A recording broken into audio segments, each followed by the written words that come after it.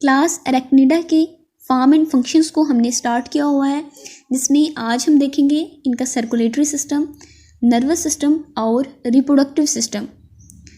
Start करने से पहले अगर आप हमारे चैनल पे नए हैं तो हमारे चैनल को सब्सक्राइब करें, अपने दोस्तों के साथ शेयर करें, इससे हमें भी मोटिवेशन मिलती है। सो फर्स्ट है सर्कुलेटरी सिस्टम। इनका सर्कुलेटरी सिस्टम जो है वो ओपन होता है, यानी ब्लड जो है वो ब्लड वेसल्स में फ़्लो नहीं करता। एक डॉर्सल जो है वो कंट्रक्टाइल वेसल प्रेजेंट होती है जो ब्लड को पंप करती है टिश्यू स्पेसेस में।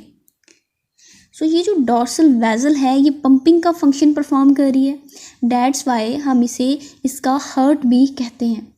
सो ये जो डॉर्सल वेसल है एरेक्नाइड्स का हार्ट कहलाती है। आर्थ्रोपोड्स में जो सिलोम होती है वो रिड्यूस होती है और इसने सिर्फ गोनेड्स और बास्कात कॉक्सल ग्लैंड को सराउंड किया होता है। इनकी बॉडी कैविटी की बात करें तो इनकी जो बॉडी कैविटी है इसे हीमोसाइल कहते हैं। जो हीमोसाइल है इसमें लार्ज टिश्यू स्पेसेस और ब्लड वगैरह प्रेजेंट होता है, डेट्स वाई इसे हम हीमोसाइल कहते हैं। ये जो हीमोसाइल है इसको डिराइव किया गया है ब्लास्टोसाइल से। ब्लास्टोसाइल क्या है? फर्टिलाइजेशन के बाद जाइगोट की फॉर्मेशन होती है। फॉर्मेशन के बाद जाइगोट में क्लीवेज स्टार्ट हो जाती है और जब 16 से 32 सेल बन जाते हैं तो उस स्टेज को हम मरूला कह देते हैं। मरूला स्टेज के बाद नेक्स्ट स्टेज जो होती है उसे ब्लास्टुला कहते हैं, जिसमें इनर साइड के जो सेल होते हैं वो आउटसाइड मूव करते हैं। यानी ब्लास्टुला के जो सेल्स हैं वो एक एपिथेलियल लेयर जो है उसको बनाते हैं जिसे ब्लास्टोडर्म कहा जाता है। और ये जो ब्लास्टोडर्म है इसने फ्लूइड फिल्ड कैविटी को सराउंड किया होता है जिसे ब्लास्टोसाइल कहा जाता है।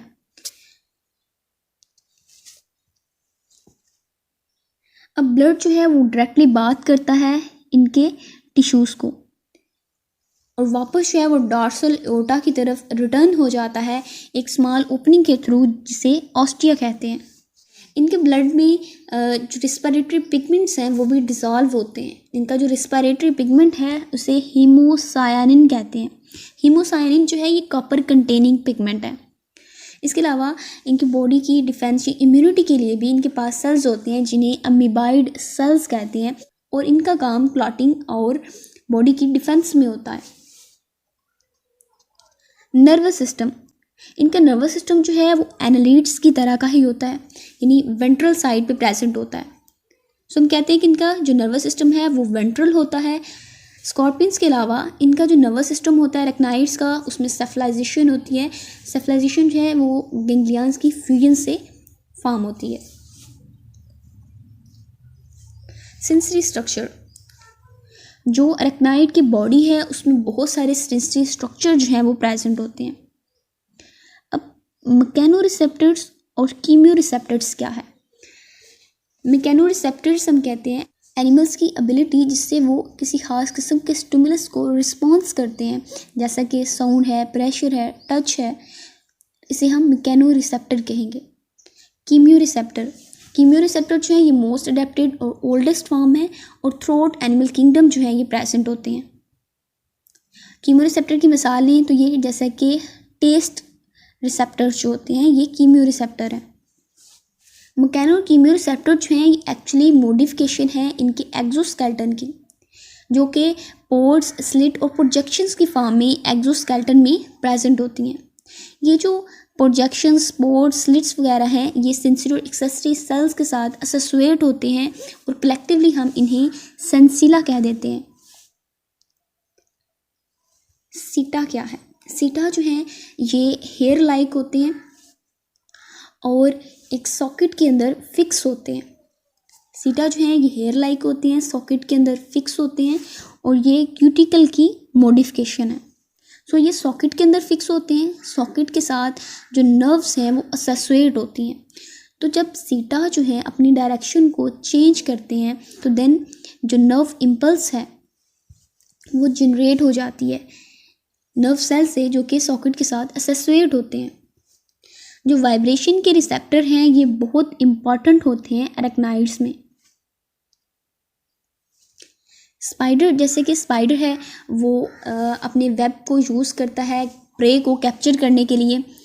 जैसे ही कोई शिकार जो है इसके वेब में फंस जाता है तो वो अपने आप को छुड़ाने की कोशिश करता है, जिससे वेब जो है वो वाइब्रेट करता है।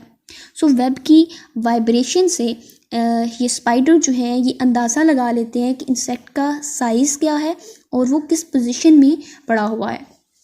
अरेक्नाइड्स की जो केमिकल सेंस है वो टेस्ट है, वाइब्रेशन वगैरह है। सो टेस्ट और स्मेल के सेंस जो कि वर्टिब्रेट में पाई जाती है, इसको केमिकल सेंस ही कंसिडर किया जाता है।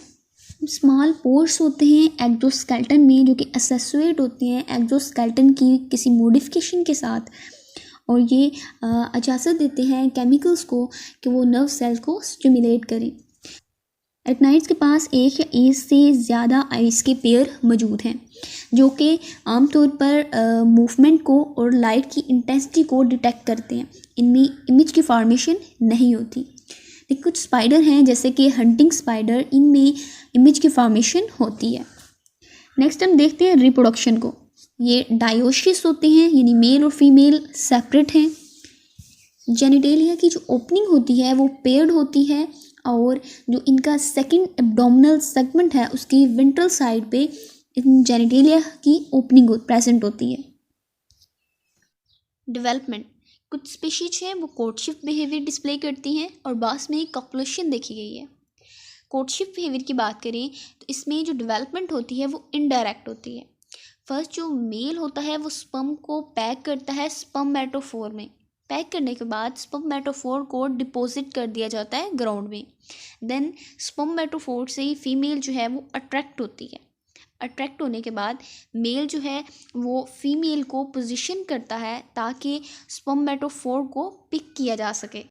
और सेकंड है कॉपुलेशन। कॉपुलेशन बिहेवियर जो है ये अक्सर स्पाइडर्स में देखा गया है, जिसमें स्पर्म की ट्रांसफॉर्मेशन जो है वो डायरेक्ट होती है, और मेल का जो पेडिपल्प होता है वो मॉडिफाइड होता है स्पर्म की ट्रांसफॉर्मेशन के लिए।